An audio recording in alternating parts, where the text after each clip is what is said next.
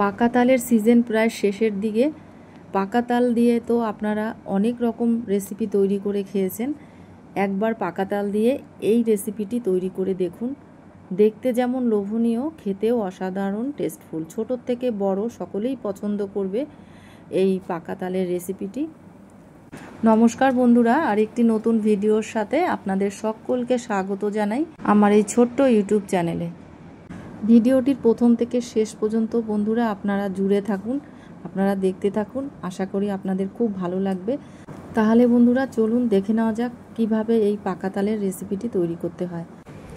আচ্ছা, এবারে একটি জায়গা নিয়ে নিলাম। এই জায়গার মধ্যে আমি দিয়ে দেব এই কাপের পরিমাণে 2 কাপ ময়দা। এই উপকরণগুলো যে কোনো বাটি বা কাপ মেপে নেবেন। পরিমাপগুলো যদি সঠিক হয় তাহলে রেসিপিটি পারফেক্টভাবে রেডি হয়ে যাবে। আচ্ছা, এবারে এই ময়দার মধ্যে দিয়ে দেব এই চামচের পরিমাণে 2 চামচ চিনি। আপনারা আপনাদের স্বাদ অনুযায়ী মিষ্টি এর মধ্যে ব্যবহার করবেন। যদি মনে করেন যে এর মধ্যে কোনো মিষ্টি ব্যবহার করবেন না, তাহলে মিষ্টিটা স্কিপ করে যাবেন। এবার এর মধ্যে দিয়ে দেব স্বাদ অনুযায়ী লবণ, আর এর মধ্যে দিয়ে দিলাম 2 টেবিল চামচ সাদা তেল। আচ্ছা, এবারে এই সমস্ত শুকনো উপকরণগুলো ভালো করে মাখিয়ে নেব। যেভাবে আমরা ময়ান দিই সেভাবে মাখিয়ে নেব। সমস্ত শুকনো উপকরণগুলো আমার ভালোভাবে মাখানো হয়ে গেছে। এবার মাখানোর পরে 2 ভাগে ভাগ করে নেব। একটা ভাগ আলাদা একটি পাত্রে তুলে নিলাম। এবার তুলে নেওয়ার পরে এই পাত্রে যে ময়দা আছে এর মধ্যে অল্প অল্প জল দিয়ে ময়দাটাকে একটা ডো তৈরি করে নেব। আর বন্ধুরা, যে আমি এই জলটা দিলাম এই জলটা একদম নর্মাল টেম্পারেচারের জল। আমরা যেরকম লুচি বা রুটি তৈরি করার সময় যেভাবে ডোটা তৈরি করি সেরকমই ডোটা তৈরি করতে হবে, না খুব শক্ত না খুব নরম। যাই হোক, আমার ডোটা রেডি হয়ে গেছে।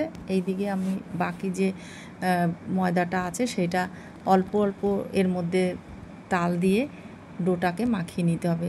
একসঙ্গে বেশি পরিমাণ তাল দেওয়া যাবে না, তাহলে ডোটা নরম হয়ে যেতে পারে। তাই অল্প অল্প তাল দিয়ে মেখে নিতে হবে।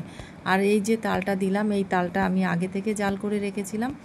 আগে থেকে জাল করে নিলে পরে তালের যে কাঁচা গন্ধ সেই কাঁচা গন্ধটা আসে না।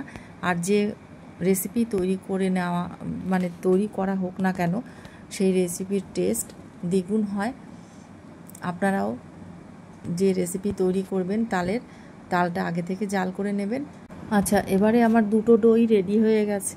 একটা সাদা কালারের ডো, একটা হলুদ কালারের ডো। এবার এই ডোয়ের উপরে কিছুটা পরিমাণে সাদা তেল এর উপরে দিয়ে একটু এইভাবে মাখিয়ে নেব। মাখিয়ে নেওয়ার পরে 20 মিনিটের জন্য রেস্টে রেখে দেব।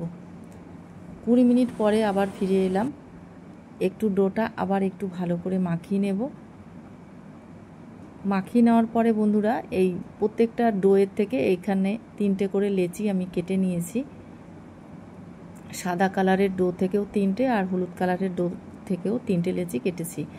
এবার এই সাদা কালারের লেচি থেকে একটা লেচি নিয়ে রুটি তৈরি করে নেব।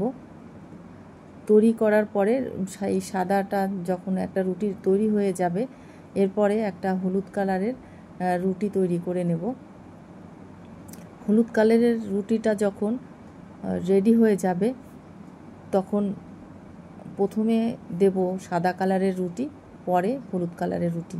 রুটিটা দেওয়ার পরে হাত দিয়ে একটু চেপে চেপে নেওয়ার পরে আবার একটু ভালো করে বেলে নেব। বেলে নেওয়ার পরে এবার এই রুটিটার এক প্রান্ত থেকে এইভাবে রোল করে নেব। আর শেষ প্রান্তে গিয়ে এখানে একটু জল দিয়ে এইভাবে আটকে দেব।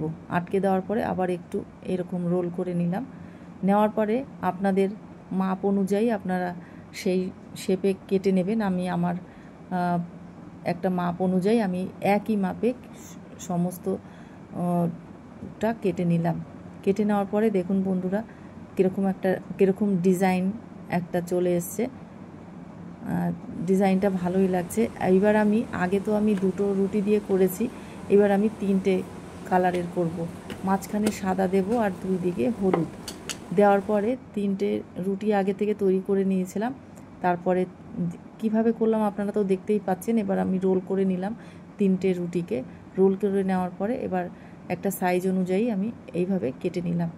কেটে নিলে পরে দেখুন বন্ধুরা, এই ডিজাইনটা একটা মিডিলে থাকবে সাদা কালার, আর এখানে আমি কোনো ফুড কালার ব্যবহার করিনি। সমস্ত লেচিগুলো যখন আমার কাটা হয়ে গেল, এবার এক একটা করে এইভাবে নেব আর এরকম শেপে, গোল শেপে বেলে নেব। এই যে দেখতেই পাচ্ছেন বন্ধুরা আমি কিভাবে নিচ্ছি। এখানে একটা লেচি নিয়ে হাত দিয়ে একটু চেপেও দিতে পারেন, না হলে বেলুনি দিয়ে হালকা চাপ দিলে এরকম গোল শেপে, লুচির শেপে রেডি হয়ে যাবে। এইভাবে আমি সমস্ত লুচিগুলো রেডি করে নিয়েছি। এদিকে তেল গরম হয়ে গেছে, আর দেখুন কত সুন্দরভাবে ফুলে উঠছে, আর উপরে কত সুন্দরভাবে ডিজাইনটা দেখা যাচ্ছে। খুবই লোভনীয় হয়েছে, খুবই আকর্ষণীয়। দেখুন বন্ধুরা, বাড়িতে অবশ্যই আপনারা এই রেসিপিটি তৈরি করুন। বন্ধুরা, আমার ভিডিও দিতে একটু দেরি হয়ে যায়, আসলে আমার ভিডিও করাই থাকে, এডিট করতে একটু সময় লাগে। আর আপনারা অনেকেই জানেন, বেশিরভাগই জানেন যে ভিডিও এডিট করতে অনেক সময় লাগে, তারপরে যদি নেটওয়ার্ক না থাকে তাহলে আরও সমস্যা। তাই যেহেতু আমার একারই ভিডিও করতে হয়, একাই এডিট করতে হয়, তাই আমার ভিডিও আপলোড করতে একটু দেরি হয়ে যায়। তা আপনারা একটু মানিয়ে নেবেন বন্ধুরা, আর চেষ্টা করব যাতে পরপর ভিডিও দিতে পারি। আর দেখুন বন্ধুরা, আমার সমস্ত লুচিগুলো আমার রেডি হয়ে গেছে। দেখুন কতটা খাস্তা হয়েছে, উপর থেকে খাস্তা আর ভেতরে নরম। যেহেতু এটা তালের রেসিপি, তাই তালের লুচির সঙ্গে তালের ক্ষীর দিয়ে পরিবেশন করলাম। দেখুন বন্ধুরা কতটা লোভনীয় হয়েছে, আর মুখে দেওয়ার সঙ্গে সঙ্গে মিলিয়ে যাচ্ছে।